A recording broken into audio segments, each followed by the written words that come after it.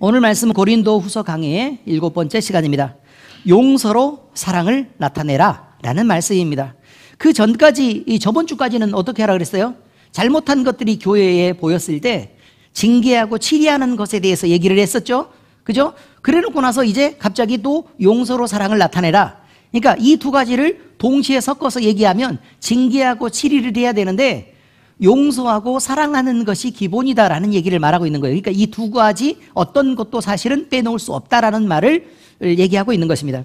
바울은 고린도 교회를 향한 많은 근심이 있었습니다. 그것은 자신의 입장을 변호하는 것과 또 고린도 교회에서 들어있는 어느 정도의 잘못을 지적해서 너 그렇게 하면 안 돼 라고 지적하는 그런 부분이 있는 것이었습니다. 그런데 이 모든 것은 바울 자신의 유익을 위한 것이 아니었고 오히려 지적을 받고 있는 이들, 그러니까 죄를 지은 당사자들이 돌이켜서 회개하기 위한 것과 그 다음에 고린도 교회가 하나님이 기뻐하시는 교회로 바로 서기를 바랬던 그런 내용들이었습니다. 그래서 몸된 교회를 바로 세우고 또 하나님의 자녀인 성도들을 바로 세우는데 목적이 있었다는 것입니다. 자기 자신의 입장을 변호하는 것보다 오히려 그쪽이 더 있었다.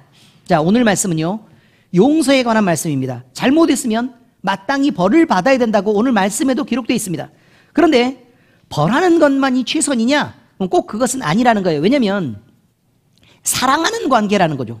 사랑하는 관계에서 무조건 잘못하면 벌 주고 또 잘하면 칭찬해주고 하는 것으로만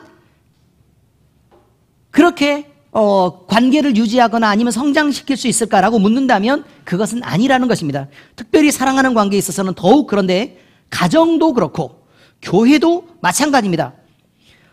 이처럼 사랑을 근거로 만들어지고 유지되는 모임 안에서는요, 사랑이 근거하고 있다는 것을 분명히 모든 사람으로부터 알게 해야 합니다. 그것을 느끼게 해야 돼요. 그리고 내가 사랑에 충분하게 젖어 있는 상태에서 잘못을 지적하기도 하고 또는 고치기를 요구하기도 하고 그래야지만 바로 되지, 사랑이 결핍된 상태에서 얘기하면 반발하고 뛰쳐나가기 쉬운 거라 이 말이에요. 물론 우리는 오갈 데가 없으니까 그냥 여기 그냥 붙어 있는 걸로 결정을 하는 거죠. 맞죠? 네. 자, 우리는 이 사랑 안에서 우리가 사랑하는 관계 안에서 서로 사랑을 나누고 또 잘못을 돌이키며 회복해야 하고 또 어떻게 처신해야 되는지 오늘 말씀을 들으면서 확인하고 방향을 잡는 귀한 시간이 되시기를 예수 그리스도의 이름으로, 우리 주의 이름으로 축복합니다. 자, 오늘 말씀은 그렇습니다. 근심하게 한 자가 있었을지라도 나를 근심하게 한 것이 아니요 어느 정도 너희 모두를 근심하게 한 것이니, 다시 말하면요, 고린도 교회에 잘못이 있었습니다. 잘못이 있고 문제가 있었죠. 그 문제가 있었는데 그것이 사도 바울만 근심하게 한 것이 아니라 고린도 교회에게도 근심이 되었었다라는 얘기를 말하죠. 어느 정도로 하면 내가 뭐 지나치게 말하지 아니하려 함이라. 그러니까 어느 정도 근심하게 했다라고 표현을 하고 있는데 사실은 내가 너무 세게 말하지 않으려고 어느 정도라고 표현을 하고 있는 것이지 이것이 가벼운 문제는 아니다라는 말입니다. 이러한 사람은 많은 사람에게서 벌 받는 것이 마땅하도다. 그러니까 벌을 받는 것이 마땅할 만큼 문제가 있었던 것도 사실이다. 그런즉 너희는 차라리 그를 용서하고 위로할 것이니. 근데 벌을 받는 것이 마땅할 정도가 됐는데도 불구하고 어떻게 하라고요? 용서하고 또 어떻게 하라고요? 위로하라고 지금 얘기하고 있습니다. 그가 너무 많은 근심에 잠길까 두려워하노라. 그러므로 너희를 권하노니 사랑을 그들에게 나타내라. 너희가 범사에 순종하는지 그 증거를 알고자 하여 내가 이것을 너희에게 쏟노라. 자, 이게 무슨 말이냐면요, 잘못했어요. 그러면 교회 안에서 그 전 시간까지는 징계하고 치리해야 된다고 얘기합니다. 그러니까 권징을 해야 된다고 얘기해요. 그럼 권징해야 될까요? 말아야 될까요? 해야 돼요. 그러니까 권징을 한 이후를 지금 얘기하고 있는 거예요. 권징한 이후에 어떻게 하라고요? 위로하고 감싸주고 서로 사랑하는 것을 보여줘야 한다 라고 지금 얘기하고 있는 거예요. 권징 없이 그렇게 하라는 얘기가 아닙니다. 의미를 이해하셨죠? 네. 그런데 권징을 받고 나서요, 나는 죄인이다 그러면서 막 머리 받고 막 피 흘리고 막 이렇게 있으면 돼요? 안 돼요? 안 되죠. 그렇게 무너지지 않도록 가까이 가서 다가가서 위로하고 또 권면하고 이렇게 해야 된다 이 말이에요. 근데 될 수 있으면 말로 하라고요? 어떻게 하라 그랬어요?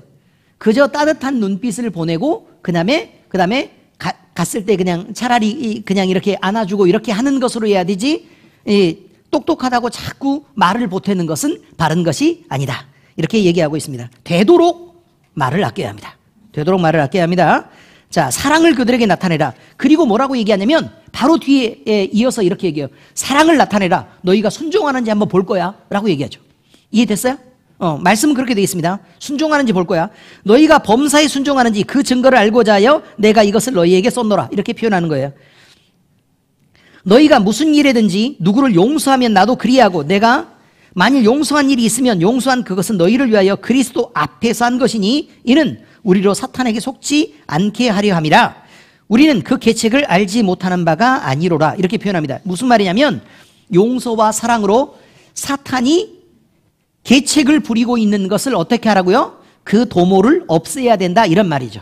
이해가 되셨죠? 서로 사랑하지 않으면 사탄이 그것을 빌미로 해서 교회와 관계를 무너뜨리려고 할 테니 그러면 이 사람이 실족하고 넘어지면 그것이 누구의 책임이 되겠느냐? 우리의 책임이 되고, 그죠? 그 다음에 넘어지지 않게 서로 위로하고 그렇게 감싸고 서로 사랑해서 이제 온전하게 세워지게 되면 우리가 하나님 앞에 영광을 올려드리는 것이고 사탄이 만들려고 했던 그 모든 계책들은 다 허사가 되는 것이다. 이렇게 표현하고 있는 것입니다. 자, 오늘 말씀 안에 들어있는 내용들을 확인합니다. 첫 번째, 벌 받을 자라도 용서하는 것으로 사랑을 나타내라 라고 얘기합니다. 고린도 교회를 말하면서요, 바울이 근심했던 내용들이 있습니다. 그런데 그 여러 가지 근심들은 바울이 혼자만 갖고 있는 근심이 아니고 이미 고린도 교회 안에서도 우리 교회는 하나님 안에서 지켜져야 되는데 라고 생각했던 많은 사람들이 동일하게 고민하고 있었고 또 동일하게 문제를 삼았던 내용의 그 여러 가지 이 문제들이었었다 이런 말입니다. 그런데 여기에서 근심이라고 얘기하는 구체적인 내용을 모두 알 수는 없겠지만 그런데 여기에서 근심이라고 얘기하는 그것이 내용을 보면 이런 정도의 근심이었던 것이에요. 율법적인 문제가 분명히 있었는데 그 율법적인 문제를 제시를 했던 사람, 다시 말해서 바울 사도가 사도의 권위가 있냐 없느냐를 의심했던 사람들은 적어도요 고린도 지역에만 머문 사람이 아니고 오히려 팔레스타인 쪽에서 사도들과 깊은 관계를 맺고 있는 적당히 권위가 있는 사람, 그러니까 사도들로부터도 어느 정도 인정을 받는 사람들이 고린도 쪽으로 와가지고 영향을 미쳐서 사도 바울을 깎아내리는 일을 했었다는 거예요. 그러니까 교회에 새신자들이 와가지고 문제를 일으키는 것이 아니라 교회의 중직들이 와서 문제를 일으키고 신앙을 오래 했다는 사람들이 문제를 일으키고 있었다 이 말이에요. 하나님의 교회가 하나로 돼서 일치돼야 되는데 이것들을 서로 가르고 분열시키는 일들을 사실 믿는 사람들이 하고 있었다라고 지금 얘기를 하고 있는 거라 이 말입니다. 그래서요 사도 바울은 이런 문제에 대해서 사실 사도 바울이 가장 먼저 공격을 받은 사람이지만 용서하라고 얘기하는 것입니다. 그래서요 그 사람들이 주장하는 것들을 그대로 수용하라는 뜻이 아니고 우리가 복음 안에 서 있으면 단단한 믿음 위에 서서 그들을 용서하는 것이 맞다라고 지금 얘기하고 있는 것입니다. 그래서 회개할 기회를 찾게 하고 또 그들이 잘못된 것을 스스로 돌이킬 수 있도록 그렇게 해야 된다라는 말이죠. 자, 갈라디아 교회에도 동일한 편지를 보내고 있습니다. 6장 1절 같이 읽겠습니다. 시작. 형제들아, 사람이 만일 무슨 범죄한 일이 드러나거든 신령한 너희는 온유한 심령으로 그러한 자를 바로 잡고 너 자신을 살펴보아 너도 시험을 받을까 두려워하라. 이렇게 되어 있습니다. 자, 그러니까 잘못된 일이 있죠. 그죠? 그러면 우리는 하나님 앞에 서 있으니까 주의 자녀된 자녀들이니까 우리는 우리가 스스로 잘못되지 않도록 말씀 안에서 잘못된 가는 길을 그와 동일하게 그런 길을 밟고 있지 않는지 우리 자신을 자꾸 돌아보고 살펴보아야 된다 이런 말입니다. 그리고 그런 시험 속에 빠질까 두려워하는 마음으로 주의 말씀을 대하고 자기 자신을 살펴야 된다 이런 말을 하고 있는 것입니다. 여러분 바울 사도는요 형제를 징계해서 고치는 방법이 있고 또 온유한 심정으로 사랑해서 고치는 방법이 있는데 징계는 되도록 아끼고 사랑하는 것으로 그들에게 모범을 보이라는 것을 지금 교회에 권유하고 있습니다. 오히려 치리를 하는 것은 어느 정도라고 표현하고 있는데 너무 지나치지 않고 지나치게 부족하지 않을 정도, 다시 말해서 진리가 드러나고 간신히 진리를 지킬 수 있을 정도만큼만 강하게 하고 나머지는 되도록 부드럽게 이렇게 하라고 얘기를 하고 있는 것입니다. 자, 이제 두 번째, 마귀의 계책에는 속지 말라라고 얘기합니다. 바울은요, 분별 없이 그저 무조건 양보하고 용서만 하라고 얘기한 것이 아닙니다. 용서는요, 그저 아무것도 모르고 그저 덮고 지나가, 문제를 드러내서 그거 뭐 하겠어 라고 하는 그런 용서를 얘기하는 게 아닙니다. 여기서 용서는요, 하나님의 말씀에 비추어서 무엇이 잘못됐고 무엇이 잘됐다는 것을 드러낸 이후에 그가 회개할 때 용서하라 라고 얘기하는 것입니다. 이해가 잘 되셨죠? 네, 그렇습니다. 잘못된 자들이 자신의 잘못을 인정하고 돌이키기로 작정하면 교회는 이들이 회개하고 돌이키기로 작정한 사람에게 대해서 너 과거에 이런 잘못했잖아 라고 지적하지 말란 얘기예요. 이미 그가 회개했을 때는 회개하고 돌이키고 진심으로 자기 자신이 잘못됐다는 것을 인정하고 사과하면, 그러면 그에게는 다시는 동일한 것으로 죄를 묻지 말라고 얘기하는 것입니다. 이해가 잘 되시죠? 네, 그렇습니다. 그래서 지나치게 잘못에만 집착하여 그들을 정죄하는 일에 몰두하게 된다면 교회는 사랑을 잃고 무너질 것입니다. 그러면 교회는 정체성을 잃는 것입니다.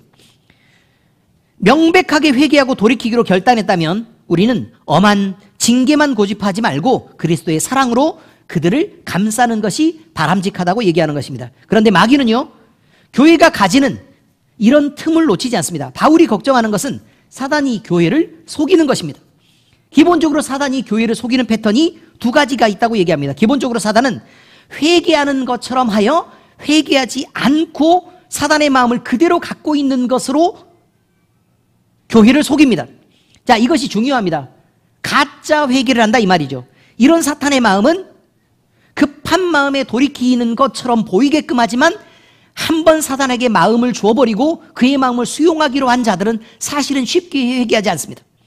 그러므로 그 마음에 억울함이 있고 그 마음에 분통 터지면서 사람들이 보니까 그래 내가 잘못했어 이렇게 얘기하는 것은 회개가 아니다 라고 지금 얘기하고 있는 것이죠. 자, 이렇게 속이는 것을 경계해라 이 말이죠. 그래서 본질적으로 이 사람이 회개에 이르렀느냐라는 것을 확인하는 것이 가장 중요합니다. 이게 첫 번째 얘기입니다. 그 다음에 두 번째 애가 있는데요, 사단은 교회 안에 사랑을 없애려고 도모하는 것입니다. 다시 말해서 잘못이 있는데 자기가 회개를 했음에도 불구하고 용서받지 못한다는 상처를 교인들에게 안겨주려고 하는 것입니다. 그래서 이런 교회는 필요 없어. 내가 이런 교회를 왜 다니겠어? 라는 마음을 사람 안에 심어주고, 그래서 아무리 사랑으로 양보해도 그 마음에 다가오지 않는 것입니다. 그래서 늘 상처가 되고 늘 위로받지 못하는 것입니다.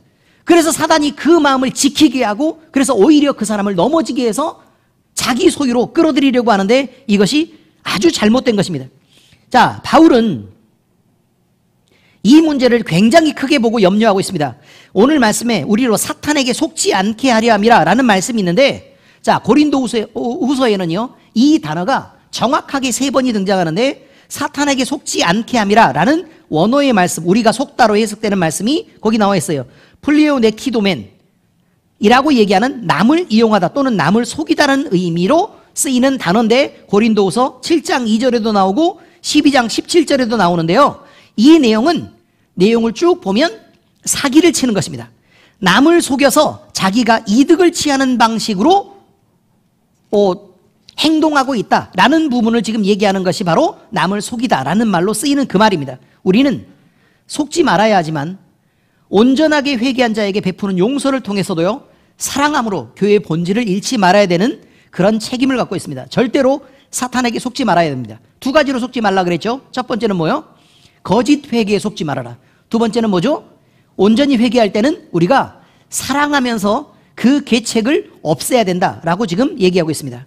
사단은 무자비하게 행해지는 엄격한 권징을 통해서도 교회를 절망에 빠뜨리고 사랑의 교제를 무너뜨리려고 합니다. 교회는 이 계략을 알고 대비해서 권징 이후에는 반드시 회개하는 자에게 이해와 용서와 사랑을 베풀고 그들을 한 형제로 과거를 기억하지 않고 소망을 주는 것으로 교회는 그 책임을 다해서 사단이 도모하고 있는 그 간교한 술책에 넘어가지 않기로 우리는 마음의 작정을 해야 합니다.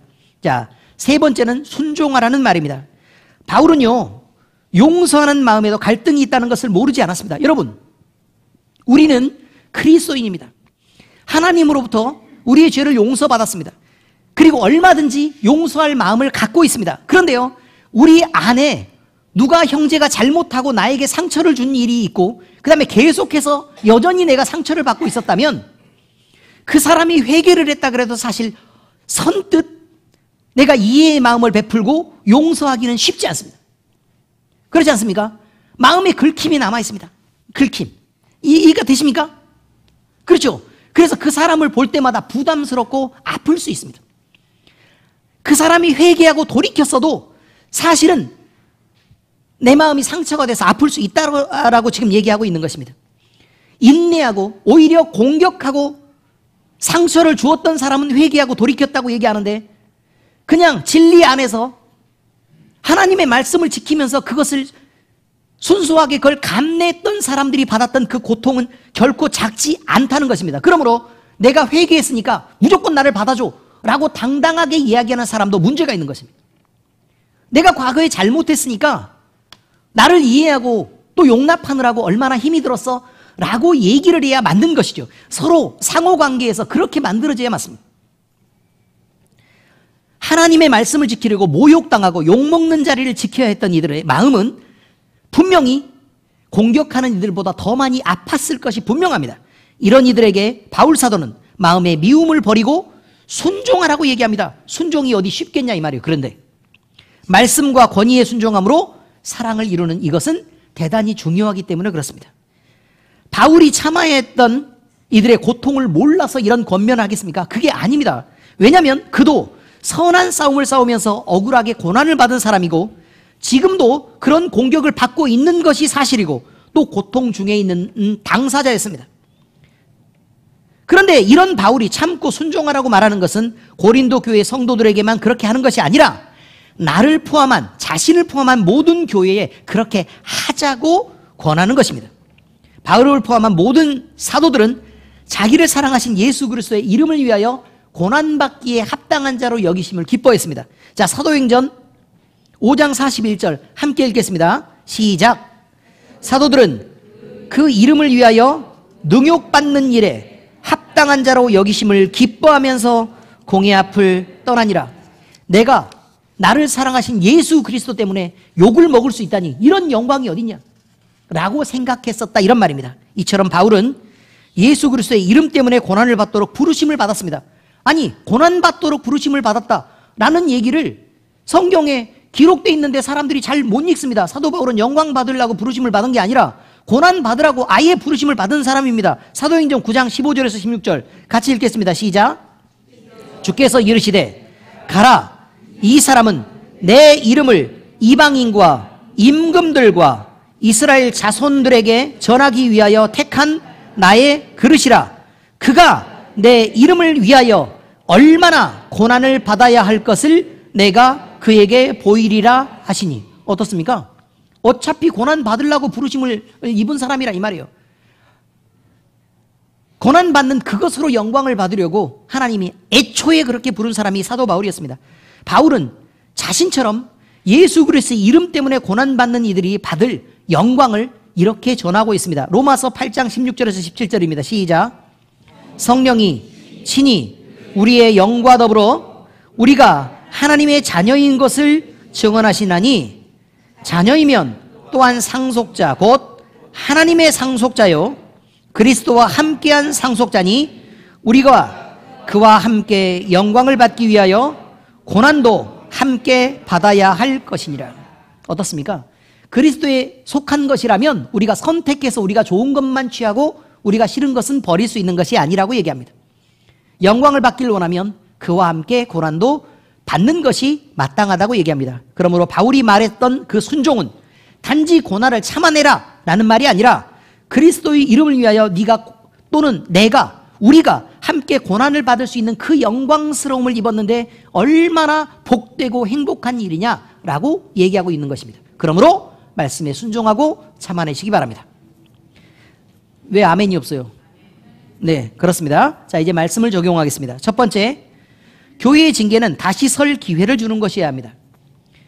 교회의 이름으로 행하는 징계는 엄격하고 무거운 것입니다. 왜냐하면 세상에 있는 죄들은요 그냥 죄를 벌하고 끝내면 그냥 그것으로 그냥 깨끗하게 끝나는 것입니다. 그런데 문제는 교회의 징계는 영적인 부분이고 자기 영혼에 대한 문제를 갖고 있는 것이기 때문에 교회에서 징계를 받았다는 사실 자체는 그 영혼에 많은 상처를 만들어낸다는 것을 우리는 잊지 말아야 합니다. 그래서요, 그 징계를 수용하고 아픔에도 불구하고 그것들을 제가 그것을 달게 받겠습니다. 그리고 제 행동을 고쳐내겠습니다라고 인정하는 사람들, 이런 사람들은 다시 설 기회를 부여받고 하나님 앞에서 회복될 기회를 주는 것이 교회가 마땅하다라고 지금 얘기하고 있는 것입니다. 자, 히브리서 12장 11절에서 13절까지 읽겠습니다. 시작. 무릇 징계가 당시에는 즐거워 보이지 않고 슬퍼 보이나 후에 그로 말미암아 연단받은 자들은 의와 평강의 열매를 맺느니라. 그러므로 피곤한 손과 연약한 무릎을 일으켜 세우고 너희 발을 위하여 곧은 길을 만들어 저는 다리로 하여금 어그러지지 않고 고침을 받게 하라. 온전하게 세울 수 있도록 도와주어야 한다, 이런 말입니다. 그러므로 우리 모든 권면은 온유함으로 행해줘야 되는 것입니다. 자, 두 번째입니다. 그러므로 교회의 권징은 사랑에 근거해야 하고 용서와 위로가 전제되어야 합니다. 그러니까 권징하기 전에요, 벌하려고 목적하고 권징하는 것은 바르지 않습니다. 애초에 권징을 권하는 것 자체가 권징은 권하는 거예요. 권징은 권하는 거라고요. 왜냐하면 잘 들어보세요. 일반 세상의 법은 어디 오도 가도 못하게 딱 붙잡아 놓고 가둬두고 벌을 주는 것입니다. 그런데 교회의 권징은 다릅니다. 교회의 권징은 당신이 이러이런 잘못이 있다, 그래서 교회를 이렇게 해치고 이렇게 무너뜨리고 이런 문제를 일으켰다. 그러므로 교회에서는 교회 법에 따라, 거룩한 교회 법에 따라 이러이런 징계를 당신에게 내리는 것을 당신에게 권한다. 그러니 당신은 받겠느냐라고 묻는 것입니다. 의미를 이해하시겠죠? 어떻게 아는 거라고요? 이러이런 교회 법에 따라 이러이런 징계가 내려질 텐데 당신은 그것을 받겠습니까? 라고 얘기하는 거라고요. 이해됐죠? 그러니까 권징이에요. 이해되셨어요? 근데 어떤 사람은 아니 무슨 헛소리를 하는 거야, 내가 무슨 잘못이 있어, 이딴 교회 안 나오면 되지 라고 얘기하고 교회를 떠나서 딴 데로 가버리는 거예요. 그죠? 그러면 징계를 받지 않아도 되는 것입니다. 이해가 되셨죠? 징계를 받지 않고 그냥 딴 교회 가서 살면 돼요. 간단하죠? 제가 얼마나 가볍게 말씀을 드리는 것입니까? 잘 되셨죠? 가면 돼요. 징계 안 받을래요. 그렇게 해도 되고, 또 어떻게 해도 되는 거냐면, 말도 안 되는 소리 하지 마세요. 저는 잘못한 거 없어요. 다시 조사해 주세요. 나는 이 교회를 떠날 수도 없고 나는 무조건 여기에 머무를 텐데 나는 그 징계를 수용할 수 없어요 라고 얘기할 수도 있잖아요. 그죠?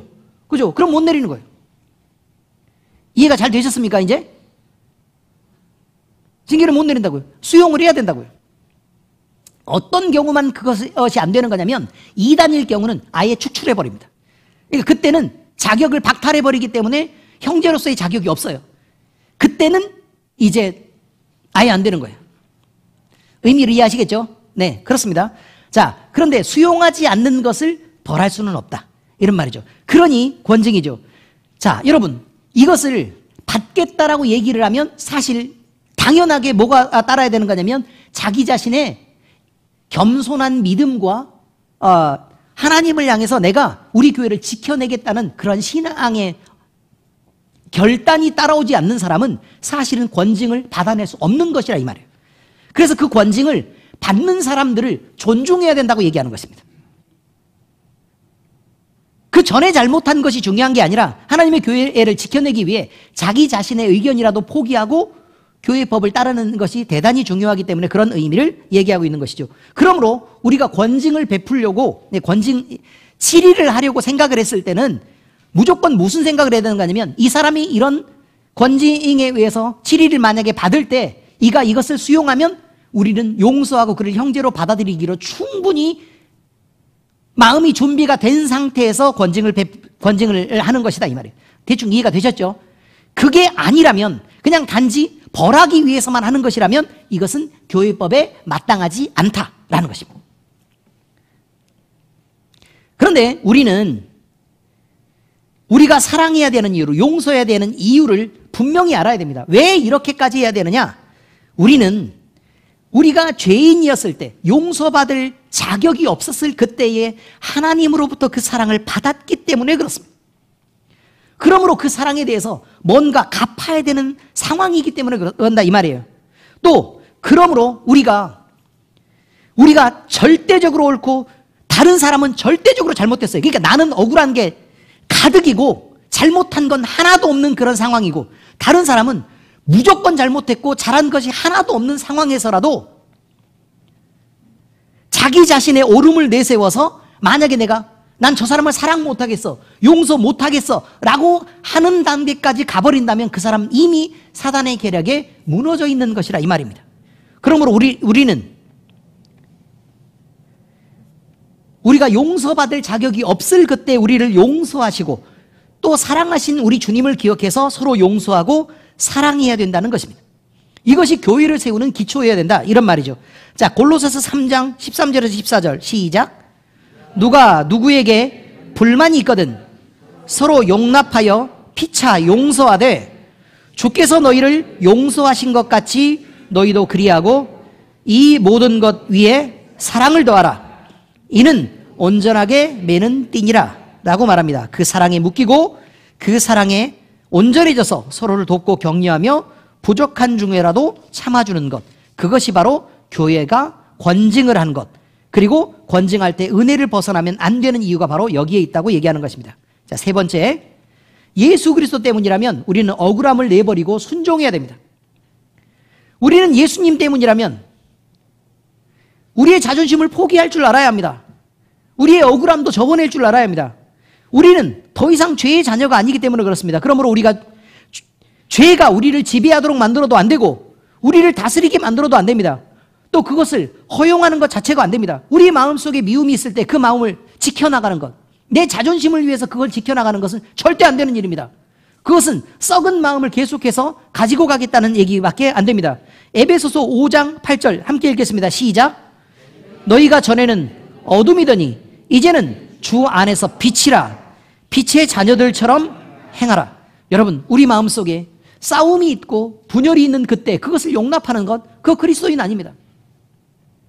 마귀 새끼가 시키는 것입니다. 근데 그것을 그대로 수용해서 그대로 살고자 하면 어떻게 그 사람을 그리스도인이라고 말할 수 있겠습니까?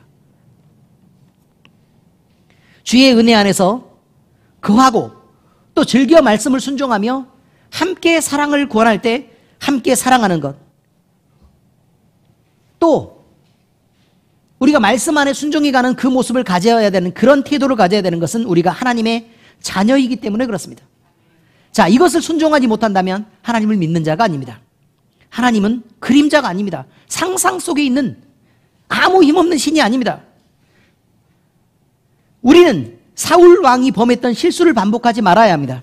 그는 급한 마음에 자기 마음대로 하나님께 예배를 드린다고 얘기하면서 번제를 자기 마음대로 드렸는데 그것이 정성으로만 드리면 예배가 되는 줄 착각하고 있었습니다. 그러나 하나님은 사람의 정성으로 드렸던 그런 간절함을 받지 않았습니다. 아무리 간절하게 드려도 잘못 드린 예배는 하나님이 수용하지 않는다 이 말이에요. 하나님을 예배하는 자는 예수 그리스도의 영으로 주의 말씀이 허락하시는 예배를 드려야 맞습니다. 하나님을 섬기되 서로 사랑하고 용서하고 인내하고 겸손한 그런 신앙인이 되어야 합니다. 우리는 하나님이 어떤 예배를 받기를 원하시는가라는 것을 꼭 기억해야 합니다. 사무엘상 15장 22절에서 23절 같이 읽겠습니다. 시작. 사무엘이 이르되 여호와께서 번제와 다른 제사를 그의 목소리를 청종하는 것을 좋아하심같이 좋아하시겠나이까? 순종이 제사보다 낫고 듣는 것이 순양의 기름보다 나으니 이를 거역하는 것은 점치는 죄와 같고 완고한 것은 사신 우상에게 절하는 죄와 같음이라. 왕이 여호와의 말씀을 버렸으므로 여호와께서도 왕을 버려 왕이 되지 못하게 하셨나이다 하니, 무슨 말이냐면 여러분, 하나님의 말씀에 순종하지 않는 목이 뻣뻣한 자가 나와서 예배한다고 자리를 지키는 것을 하나님이 바라시겠냐 이 말이에요. 그렇습니까? 그걸 바라지 않지 않겠냐 이 말이에요. 여러분, 순종이 제사보다 낫다. 여기서 제사는 예배입니다. 아무리 예배를 드려도 주의 말씀에 순종하지 않고 드리는 예배는 하나님이 받지 않는다 이 말이에요. 듣는 것이 수양의 기름보다 낫다. 자, 주의 말씀을 잘 듣고 생각하라 이 말이에요. 그리고 그것에 따라서 자기 행동을 고쳐나가는 것이 예물을 드리는 것보다 낫다. 각종 헌신을 하고 봉사를 하고 헌금을 들여서 하나님 앞에 영광을 노린다고 얘기하는 사람이 주의 말씀에 순종하지 않으면 무슨 소용이 있냐 이 말이에요. 거역하는 것은 점치는 죄와 같고, 다시 말해서 하나님의 말씀이 떨어졌는데 그것에 순종하지 않고 거역하는 것은 점치는 죄와 같다는 게 무슨 말이에요? 우상 숭배하는 것이나 똑같다 이 말이에요. 너를 위해서 하나님 섬기고 있잖아 라고 얘기하는 거죠. 너를 위해서 하나님 섬기고 있잖아. 완고한 것은 사신 우상에게 절하는 죄와 같습니다.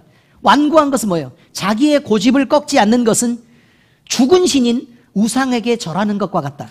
다시 말해서 자기 고집을 지키기 위해 자기 생각과 자기의 자존심, 자기의 고집 이런 걸 지키기 위해서 하나님의 말씀에 순종하지 않는 것이 어떻게 그것이 예배가 되겠냐 이 말이죠. 하나님은 이것을 우상 숭배와 같다고 얘기합니다. 우리는요 주의 말씀에 순종해야 합니다. 그리고 서로 사랑해야 합니다. 용납하고 용서해야 됩니다. 그것이 없으면 우리는 그리스도인이 아닙니다. 기도하겠습니다.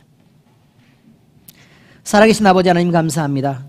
우리로 주의 말씀을 따라 기뻐 순종하는 자들이 되게 하시고 우리의 행동을 고쳐 우리의 곧은 목을 부드럽게 하는 자 되게 하시고 우리의 무릎을 꿇어 하나님의 말씀에 복종하고 따르는 자들 되게 하시옵소서. 우리를 참된 그리스도인 되게 하시고 주님이 말씀하시면 우리가 우리의 행동을 마음껏 바꾸고 또 주님이 원하시면 우리가 고난이라도 달게 받는 참된 그리스도인으로 서게 하시옵소서. 살아계신 우리 주 예수 그리스도의 이름으로 감사하며 기도합니다. 아멘.